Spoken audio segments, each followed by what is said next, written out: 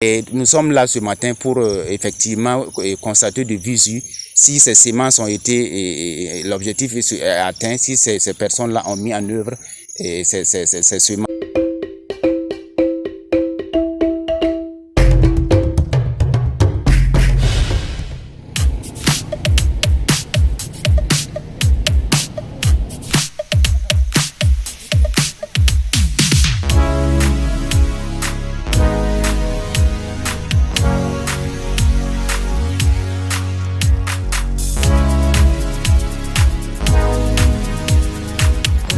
Le projet Amopa est un projet de protection des personnes les plus vulnérables affectées par la crise humanitaire à travers une assistance multisectorielle au Burkina Faso, au Mali, au Niger, au Burundi et au Rwanda. Il faut dire que c'est un projet qui est mis en œuvre dans d'autres pays. C'est un projet sous-régional qui est mis en œuvre dans d'autres pays.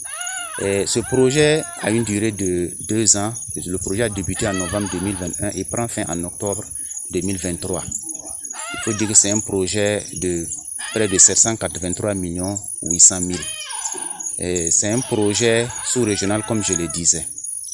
Alors l'objectif global de ce projet est de contribuer à renforcer la protection des personnes les plus vulnérables affectées par la crise humanitaire.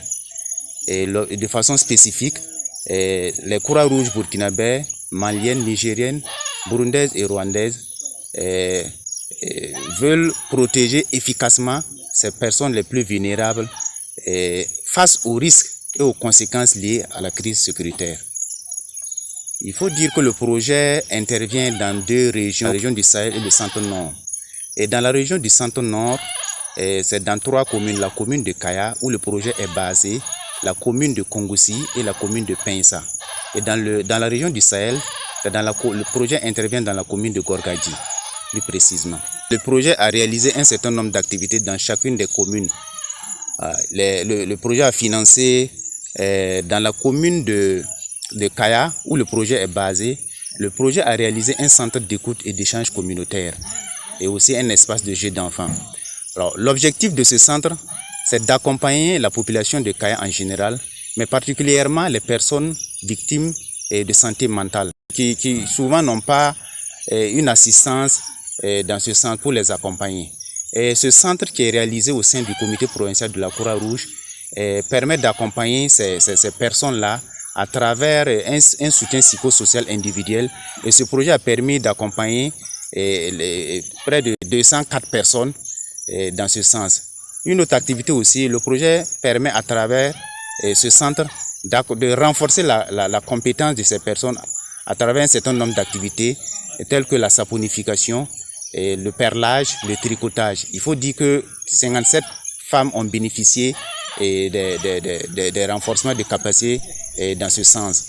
Il faut dire aussi que ce centre aussi a permis aussi d'organiser des groupes de parole en faveur des femmes. Aussi, il y a les activités aussi psychosociales telles que les activités récréatives, du moins, il y a des activités aussi de sensibilisation de stress et voilà, post-traumatisme qui a permis aussi de prendre en charge près de 80 000 personnes.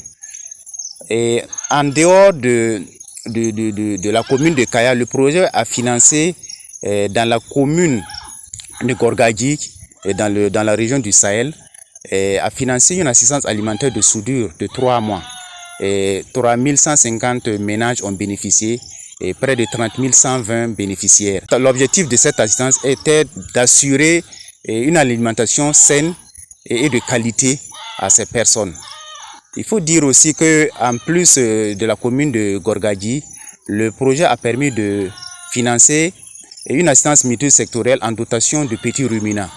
Et l'objectif de cette activité, de cette protection, était de mettre en œuvre une activité génératrice de revenus aux 300 ménages qui avaient déjà bénéficié d'une assistance alimentaire.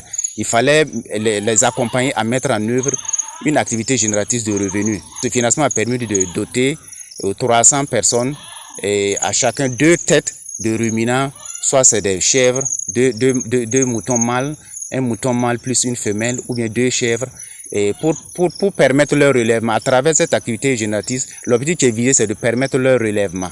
il faut dire que la nature des AGR, de ces AGR, donc, certains ont choisi l'embauche bovine et d'autres aussi ont choisi l'élevage naisseur. Ça va les permettre aussi de renforcer en fait leur capacité et aussi de se relever. Et en plus de la commune de Gorgadi, il y a les deux communes de Kaya et Kongoussi qui ont bénéficié, dont le projet a financé une distribution de semences productives améliorées. Il faut dire que l'activité de distribution de semences et de production n'était pas une activité qui était inscrite dans le projet. Et il faut dire qu'au début, c'était une activité de cash for work, alors couramment appelé travail contre argent. Et le cash for work, c'est une activité en lien avec la protection de l'environnement. Il s'agissait de curage de caniveaux, voilà, des activités de sensibilisation sanitaire, de curage, de balayage, de nettoyage d'endroits publics, de lieux publics, d'écoles, d'hôpitaux, ainsi de suite. Mais avec une mesure, le 15 mars, il y a une mesure du gouvernement qui interdisait ces transferts monétaires, puisque le cash for work, le paiement des bénéficiaires se faisait par transfert monétaire. Et comme la mesure interdisait le transfert monétaire, il fallait réorienter l'activité pour quand même atteindre l'objectif qui était qui était attendu. C'est là que en fait on a pensé à comment dirais-je, à la dotation, à la distribution des semences pluviales, et voilà, améliorées, au profit de ces bénéficiaires qui devaient aussi bénéficier des activités de cash for work. Et nous sommes là ce matin pour effectivement constater de visu si ces semences ont été, l'objectif est atteint, si ces personnes-là ont mis en œuvre ces semences.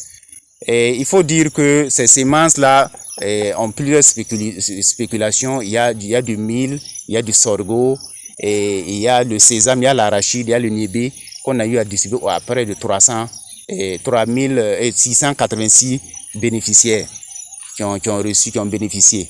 Et à Kaya et aussi à Kongoussi. Et c'est environ 13 800 et quelques tonnes qui ont été distribuées à ces bénéficiaires pour accroître. Il faut dire l'objectif de cette distribution, c'est accroître la productivité aussi de ces bénéficiaires.